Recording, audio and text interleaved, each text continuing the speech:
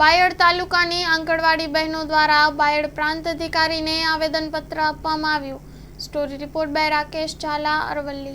ये बायड तालुकानी घटक 1 અને 2 ની બહેનો ઊભા છીએ ત્યારે અમને બીએલઓની કામગીરી સોંપવામાં આવેલી છે અને ઓર્ડર પણ આપવામાં આવે છે, પણ એ કામગીરીનો વિરોધ કરવા માંગીએ છીએ। અમે એ કામગીરી સ્વીકારવા માંગતા નથી। આજે બાયડ તાલુકાની તમામ ઘટક 1 અને ઘટક 2 ની બધી જ બહેનો હાજર છે। કાર્યકર અને તેડાગર અમે માસિયલ માટે હાજર થયેલા છે ને રિપોર્ટ આપવા માટે આવ્યા છે, કેમ કે આંગણવાડી બહેનોને વધારાની બીએલઓની એક તો કામગીરી સોંપવામાં આવી છે।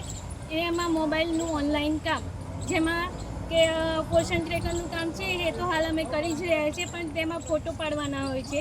દરેક વખતે માતાઓ કે સગર્ભા બહેનોનો ફોટો પાડીને આપવાનો હોય છે। હવે ક્યાંક તો માતા પિયરે ગયેલી હોય છે તો પિયરે ક્યાંથી લઈને ફોટો પાડીને આપીએ, એ ઘણી તકલીફ થતી હોય છે। એટલે જે ફોટો પાડવાની FRSનું જે છે એ થોડુંક બંધ કરવામાં આવે, એ મારી બધાની રજૂઆત છે। આજરોજ ભારતીય સેવા ટ્રસ્ટ અને CITU યુનિયન દ્વારા બાયડ તાલુકાના PDO સાહેબશ્રી અને CDPO સાહેબશ્રી બાયડ તાલુકાની આંગણવાડી બહેનો ઘટક 1, ઘટક 2 આંગણવાડી બહેનો તેડાગર બહેનોએ સાથે મળીને આવેદનપત્ર આપવામાં આવ્યું છે। આવેદનમાં તેમની મુખ્ય શરતો છે। પહેલી શરત કે જેમને BLOની જવાબદારી જેમને સોંપવામાં આવી છે એ જવાબદારી તેમને દૂર કરવામાં આવે।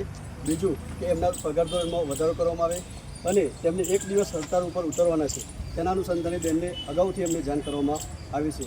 અને જે વખતે આંગણવાડી બહેનો અને તેડાગર બહેનોને જ્યારે તેમને ફરજ પર લેવામાં આવી હતી ત્યારે એમના જોડે કોઈ દસ્તાવેજ કરવામાં નહોતો આવ્યો કે તમને અમે વધારાનું ભારણ આપીશું।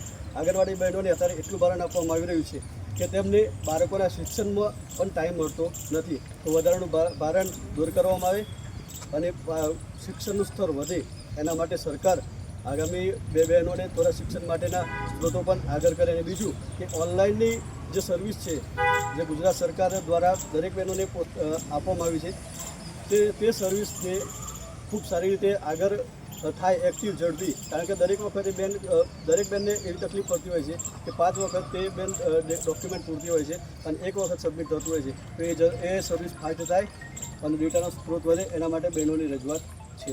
જય હિન્દ, જય ભારત।